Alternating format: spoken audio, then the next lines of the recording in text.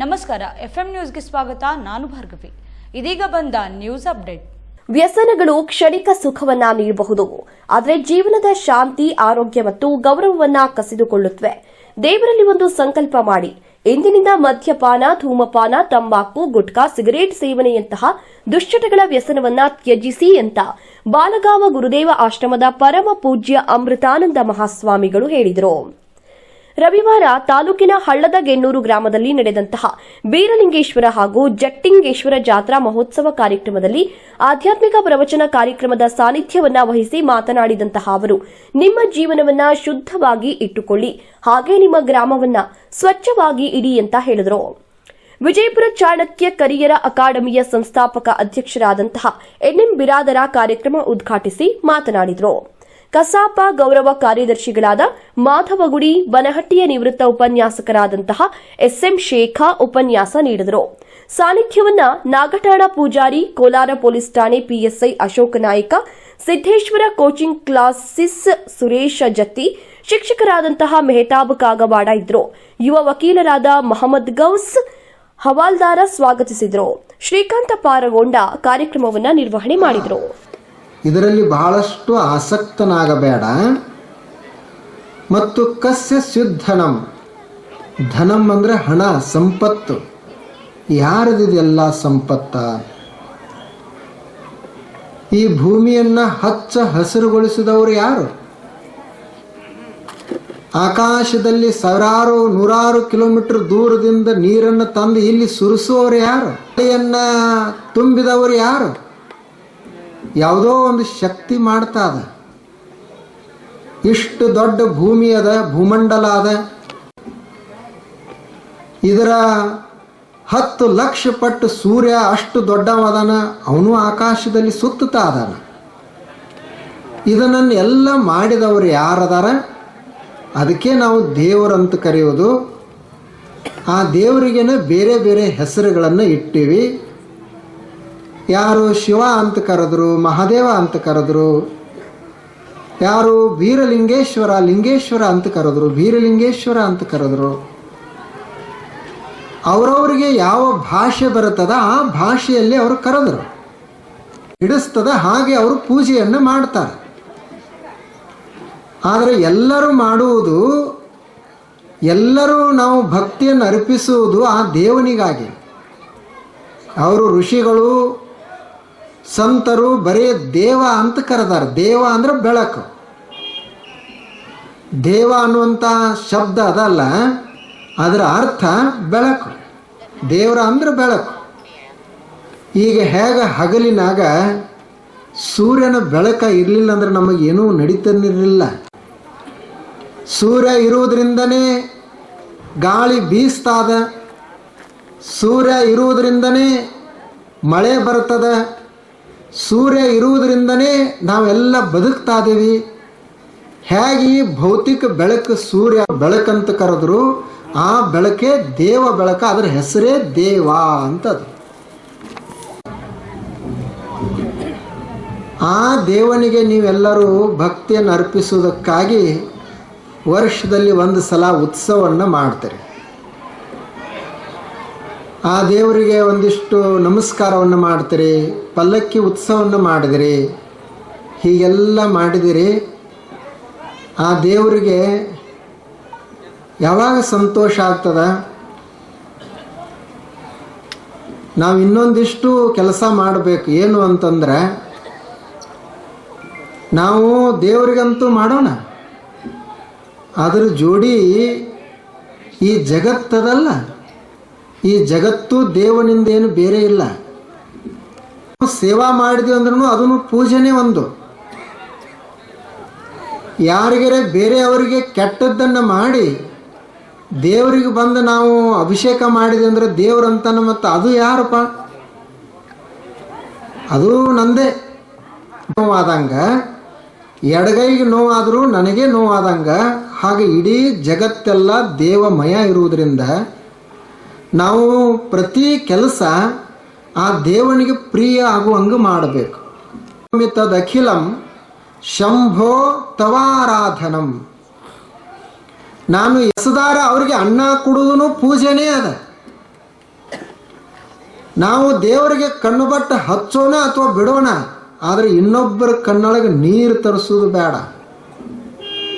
ನಾವು ದೇವರಿಗೆ ಎಣ್ಣೆ ಹಾಕಿ ದೀಪ ಹಚ್ಚೋಣ ಅಥವಾ ಬಿಡೋಣ ಕೇಳೋದಿಲ್ಲ ದೇವರು, ಆದರೆ ಇನ್ನೊಬ್ಬರ ಮನೆ ದೀಪವನ್ನು ಆರಿಸೋದು ಬೇಡ. ಇದೇ ಸರ್ವೇಶ್ವರ ಪೂಜನಾಚೆ ತುಕಾರಾಮ್ ಮಹಾರಾಜರು ಹೇಳ್ತಾರೆ. ಇನ್ನು ಯಾರು ಭೇದ ಮಾಡ್ತಾರ, ಅವ್ರು ಬೇರೆ ನಾವು ಬೇರೆ ಅಂತ ಯಾರು ಭೇದ ಮಾಡ್ತಾರ ಅದೇ ಅಮಂಗಳಾದ. ಆಯ್ಕಾಜಿ ಭಕ್ತ ಭಾಗವತ ಕೇಳು, ಭಕ್ತನೇ ಕೇಳು. ನಿನಗೇನ್ರೆ ಹಿತವನ್ನು ಮಾಡುವುದಿತ್ತು ಅಂದರೆ ಸಮಾಜಕ್ಕೆ ಒಳ್ಳೆಯದನ್ನು ಮಾಡು, ಹಿತ ಸತ್ಯಕರ. ಕುಣಾಹಿ ಜೀವಾಚ ನ ಘಡೋ ಮತ್ಸರ. ಯಾವ ಜೀವಿಗೆ ಕಿಚ್ಚನ್ನು ಮಾಡಬೇಡ. ಯಾಕೆ ಅಂತಂದ್ರೆ ಏಕಾ ದೇಹಾಚೆ ಅವಯವ. ಹೆಂಗೆ ಒಂದು ದೇಹಕ್ಕೆ ಅನೇಕ ಅವಯವಗಳಿರ್ತಾವ, ಎಲ್ಲ ಅವಯವಗಳು ಈ ದೇಹದ್ದನೇ ಅದಾವ. ಎಲ್ಲಿ ಒಂದು ಕಾಲಿಗೆ ನೋವಾದರೂ ಈ ದೇಹಕ್ಕನೇ ತ್ರಾಸಾಗ್ತದ, ಕೈಗೆ ತೊಂದರೆ ಆದ್ರೂ ದೇಹಕ್ಕನೇ ತ್ರಾಸಾಗ್ತದ. ಹಂಗೆ ಏಕಾ ದೇಹಾಚೆ ಅವಯವ. ಈ ಜಗತ್ತೆಲ್ಲ ದೇವನದ್ದನೇ ಒಂದು ರೂಪ. ಅವಲ್ಲಿ ನಾವು ಯಾರಿಗೇ ತೊಂದರೆಯನ್ನು ಮಾಡೋದು ಬೇಡ ಅಂತ ಅವರು ಹೇಳಿದರು. ಆ ದೇವನನ್ನು ಪೂಜಿಸುವುದು ಸಾಂಕೇತಿಕವಾಗಿ ಹೀಗೆ ವರ್ಷಕ್ಕೊಂದು ಸಲ ಒಂದು ಮೂರ್ತಿಯನ್ನು ಮಾಡಿ ನಾವು ಭಕ್ತಿಯನ್ನು ಅರ್ಪಿಸ್ತೀವಿ. ಆತ ನಿಜವಾಗ್ಲೂ ದೇವರು ರಕ್ಷಿ. ಒಬ್ಬರು ದೊಡ್ಡ ಡಾಕ್ಟರ್ ಇದ್ದರು, ಹೊರಗೆ ಬರಲಿಲ್ಲ. ಇವನು ತೇಕೆಲ್ಲ ಆಟಮ್ ಬಾಂಬ್ ಇಟ್ಕೊಂಡು ಕೂತಾನೆ. 20,000 ಅದಾವ ಅಂತ ಹೇಳ್ತಾರೆ ಅಮೇರಿಕಾದವ್ರ ಹತ್ತಿರ. ಎಲ್ಲ ಆಟಮ್ ಬಾಂಬ್ ಹಂಡಿ ಅದಾವ. ಸಣ್ಣದೊಂದು ವೈರಸ್ ಹೊರಗೆ ಬರಬಿಡ್ಲಿಲ್ಲ. ಇನ್ನು ಜಗತ್ತಿನಲ್ಲಿ ಎಷ್ಟು ಶಕ್ತಿ ಇರಬೇಕು ಯೋಚನೆ ಮಾಡಿ. ಸುಮ್ಮನೆ ನಾವು ಅದರದೊಂದು ಅಂಗದೇವು ಅಷ್ಟೇ.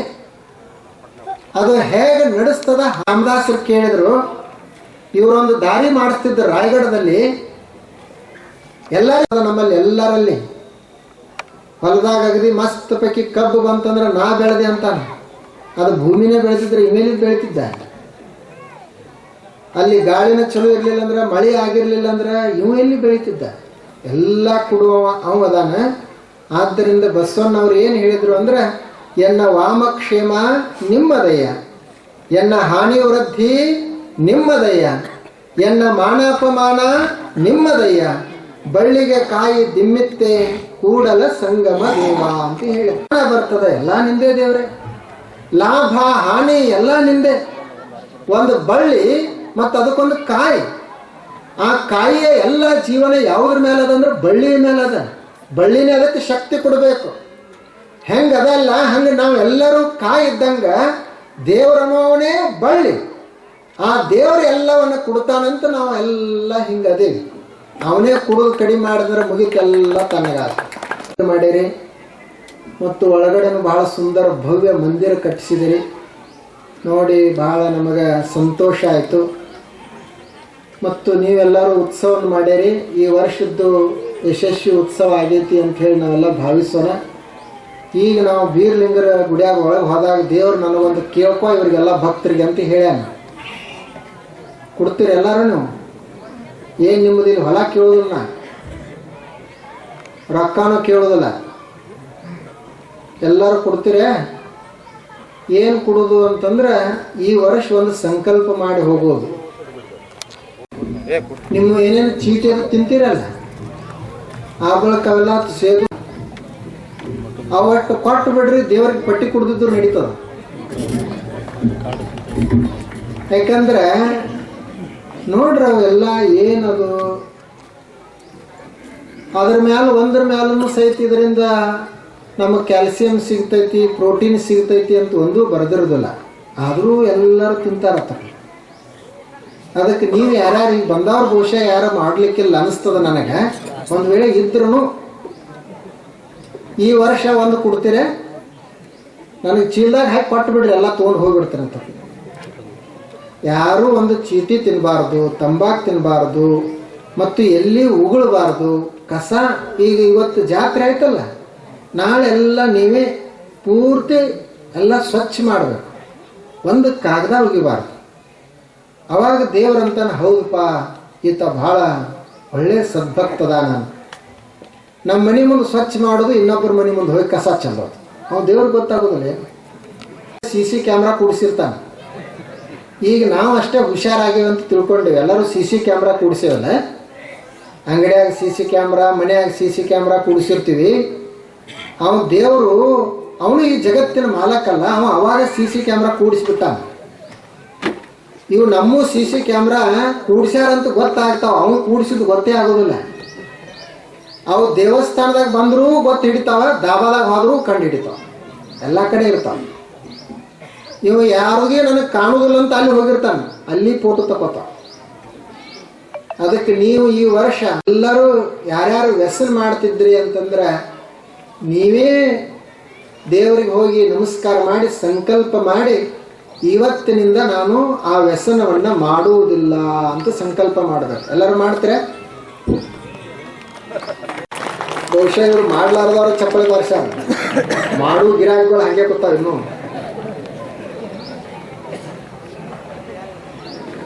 ಹೆಂಗೆ ಹೇಳ್ರಿ? ಅವ್ರು ನಾವು ಆದಾಗ ಕೇಳಿದ್ರೆ ದೇವರು ಏನು ಕೊಡ್ಲಿ ಅಂತ ನಾ ಕೇಳಿದೆ ದೇವರಿಗೆ. ನೀ ಏನು ಕೊಡಕ್ಕೆ ಹೋಗಬೇಡ, ಅವ್ರ ಕಡೆಯಿಂದ ಕೊಡಿಸು ಅಂತ ದೇವ್ರು ಹೇಳಿದ ನನಗೆ. ಅದಕ್ಕೆ ನಾನು ನಿಮಗೆ ಹೇಳಿದೆ, ಎಲ್ಲ ಸ್ವಚ್ಛ ಇರ್ರಿ.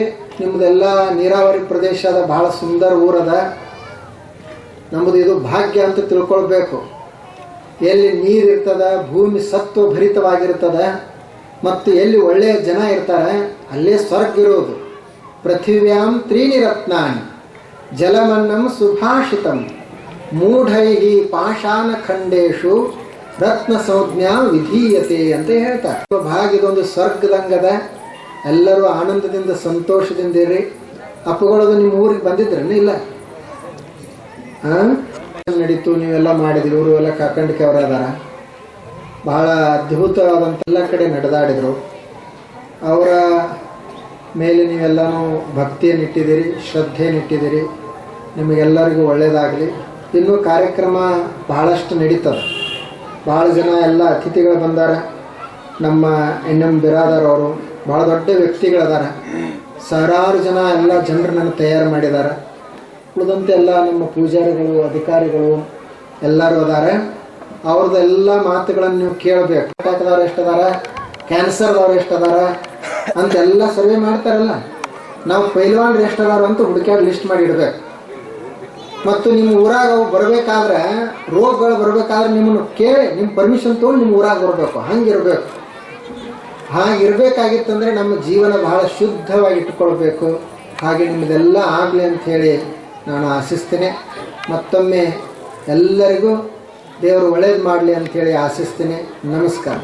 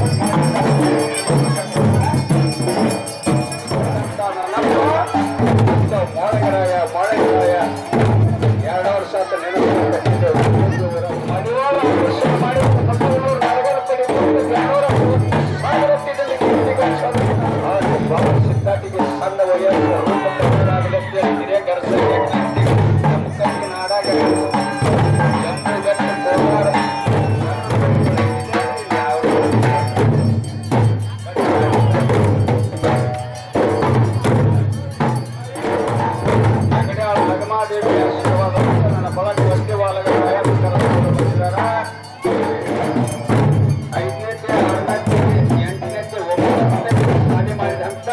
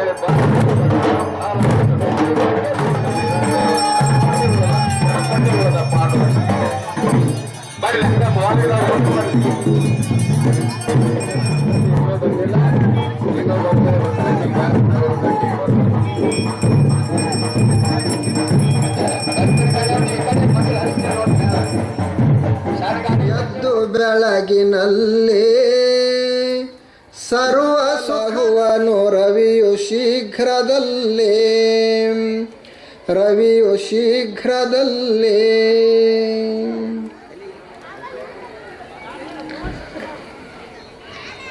ಬೀರಲಿಂಗೇಶ್ವರರ ಇವರು ದೊಡ್ಡ ಕಲ್ಲು ಹೊಡೆದ್ರು, ಅದರೊಳಗೆ ಕಪ್ಪಿಗಳಿದ್ದು. ಶಿವಾಜಿ, ಈ ಕಪ್ಪಿಗೆಲ್ಲ ನೀನೇ ಅನ್ನ ಹಾಕ್ತೀನ ಅಂತ ಕೇಳಿದ್ರು. ಇವಕ್ಕೆ ಹೆಂಗೆ ನಾ ಹಾಕಲಿ, ಕೆಲಸಕ್ಕೆ ಬಂದವ್ರಿಗೆ ಅಷ್ಟೇ ಹಾಕೋದು ಅಂತ.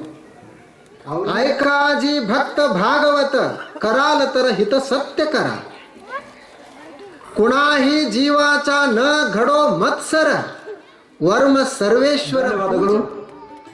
ಅದೇ ತರನಾಗಿ ಇವತ್ತಿನ ಈ ಕಾರ್ಯಕ್ರಮಕ್ಕೆ ಮುಖ್ಯ ಅತಿಥಿಗಳಾಗಿ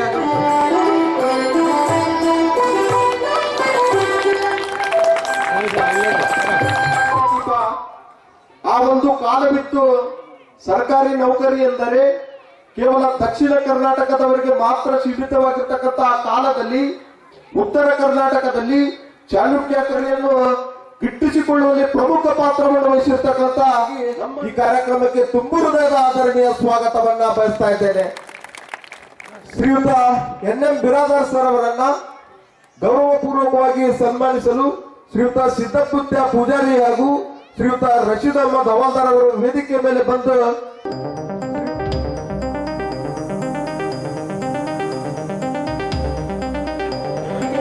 ಪೂಜ್ಯರು ಹಾಗೂ ಎಲ್ಲ ಅತಿಥಿ ಮಹೋದಯರಿಂದ ಉದ್ಘಾಟನಾ ಕಾರ್ಯಕ್ರಮ.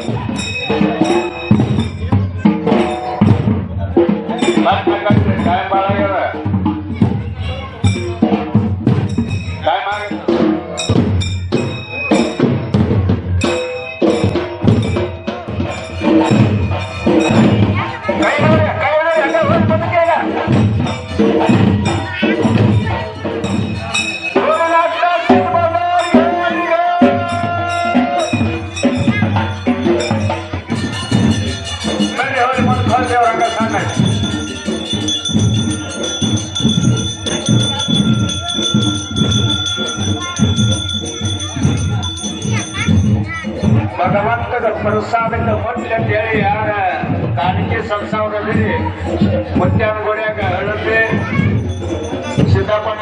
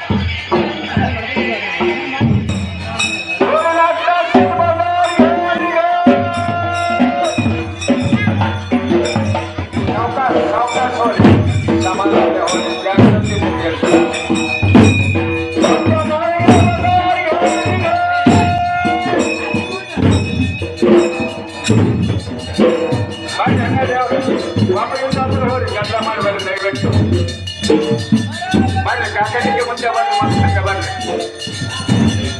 ಬರ್ರಿ ಅವ್ರಿಗೆ ಮತ್ತೆ ಬರ್ರಿ ಅವ್ರ ಹಂಗ ಸಣ್ಣ